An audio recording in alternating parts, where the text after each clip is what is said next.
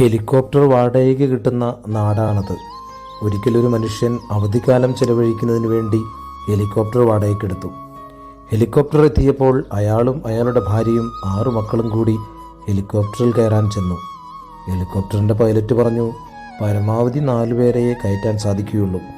Helicopter വാടകയ്ക്കെടുത്ത മനുഷ്യന് ദേഷ്യം വന്നു. അയാൾ പറഞ്ഞു, കഴിഞ്ഞ വർഷം നിങ്ങളുടെ പ്രായമുള്ള ഒരു ചെറുപ്പക്കാരൻ പൈലറ്റ് ഇതുപോലെയുള്ള ചെറിയ വിമാനത്തിൽ ഞങ്ങൾ 8 പേരെയും കയറ്റിയല്ലോ, പിന്നെ നിങ്ങൾക്കെന്തുകൊണ്ടായിക്കൂടാ? ഒടുവിൽ അയാൾ വഴങ്ങി. കുറേ പറന്നതിന് ശേഷം ഒടുവിൽ ബാലൻസ് തെറ്റി ഹെലികോപ്റ്റർ ഒരു ചതുപ്പ് നിലത്ത് വന്ന് വീണു. വീണപാടെ എല്ലാവരുടെയും ബോധം പോയി. ആദ്യം ബോധം വീണത് പൈലറ്റിനാണ്. അയാൾ ചുറ്റുമൊന്ന് കണ്ണോടിച്ചിട്ട് ചോദിച്ചു, നമ്മൾ എവിടെയാണ് വീണ് കിടക്കുന്നത്? പൈലറ്റിൻ്റെ ചോദ്യം കേട്ട് കുടുംബനാഥന് ബോധം വന്നു. അയാൾ ചുറ്റുമൊന്ന് കണ്ണോടിച്ചിട്ട് പറഞ്ഞു, കഴിഞ്ഞ വർഷം വീണെടുത്തു നിന്നും കുറച്ച് മാറിയാണെന്ന് തോന്നുന്നു.